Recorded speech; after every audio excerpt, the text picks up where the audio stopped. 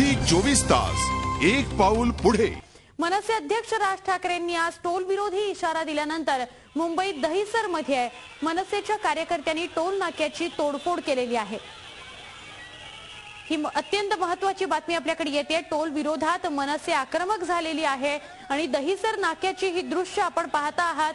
प्रवीण दरेकरांच्या नेतृत्वाखाली इथे आंदोलन करण्यात आलं।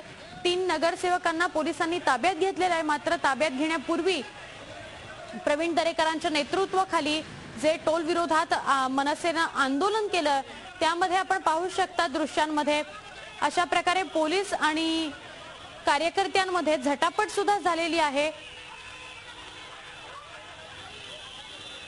आणि तिथे त्यानंतर या सगळ्या आंदोलनामध्ये काहींना पकडण्यात सुद्धा आलेलं आहे। 3 नगरसेवकांना ताब्यात घेण्यात आलेलं आहे। मनसैनिकांनी या टोलनाक्यावर येऊन तोडफोड केलेली होती। राज ठाकरेंच्या आदेशानंतर हे आंदोलन जे आहे ते तीव्र करण्यात आलेलं होतं। आमचे प्रतिनिधी पंकज दळवी इथे दहिसर परिसरातून दूरध्वनीवरून आपल्या संपर्कात आहेत। पंकज, आम्हाला सांगाल नेमका किती वाजताच्या दरम्यान तिकडे सगळे कार्यकर्ते येऊन धडकले आणि त्यांनी अशी तोडफोड केली आणि त्यानंतर काय घडामोडी घडल्या? सुवर्ण साधारणतः 3:30-4 वाजण्याच्या सुमारास दहिसर चेक नाक्यावरती कार्यकर्ते आले आणि आज सकाळी ठाण्याच्या सभेमध्ये राज ठाकरेंनी जी घोषणा केली होती चेक नाक्याविषयीचा विषय त्यांनी उचलला होता टोल नाक्यावरचा। त्याच्यावरती त्यांनी मग त्यांच्या मनसे स्टाईलनी आंदोलन करायला सुरुवात केली।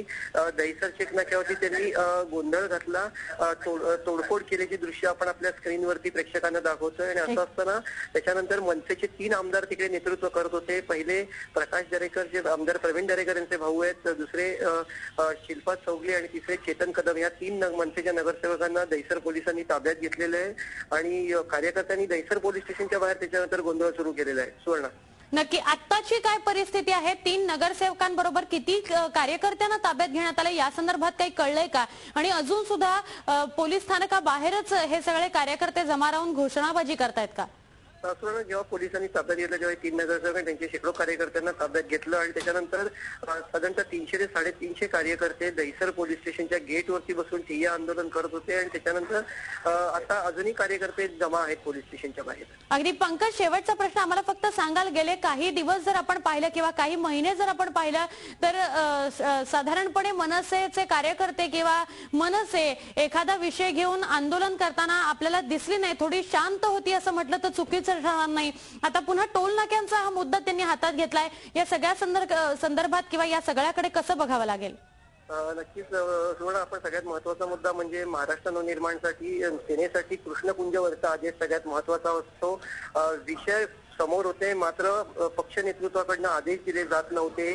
आज ठाण्याच्या मेळाव्यामध्ये स्पष्टपणे अशा पद्धतीने मनसेच्या लोकांना लक्ष घालण्याचे कार्यकर्त्यांना आदेश दिले आणि त्याच्यानंतर कार्यकर्त्यांनी बघितलं ते पहिलं त्याचा जो परिणाम आहे तो दहिसर चेक नाक्यावरती सुवर्ण दिसलेला आहे। नक्की नक्की धन्यवाद ही सविस्तर प्रतिक्रिया दिल्याबद्दल, माहिती दिल्याबद्दल पंकज।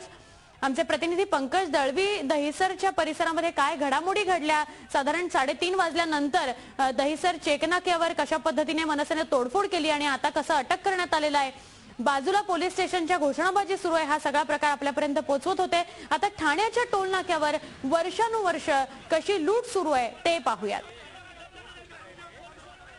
ठाण्याचाही टोल नाका बंद पाडण्यात आलेला आहे कारण ठाण्यातही वर्षानुवर्ष अशाच पद्धतीने लूट सुरू होती।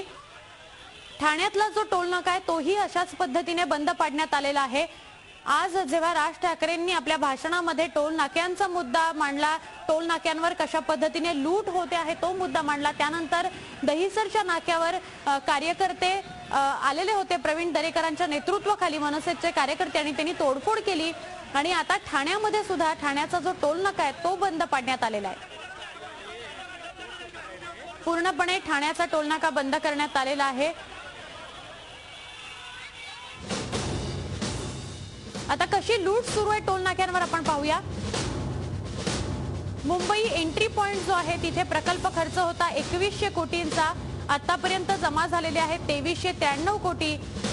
16 वर्ष अजून शिल्लक आहेत। जर प्रकल्पाचा खर्च आणि आतापर्यंतची जमा यातली तफावत आपण पाहिली तर आपल्या लक्षात येईल की किती लूट सुरू आहे टोल नाक्यांवर। मुंबई पुणे एक्सप्रेस हायवे बघा, प्रकल्प खर्च होता 918 कोटींचा, आतापर्यंत जमा झालेले आहेत 699 कोटी आणि अजून 19 वर्ष शिल्लक आहेत। हा टोल नाका 19 वर्ष असा सुरू राहणार।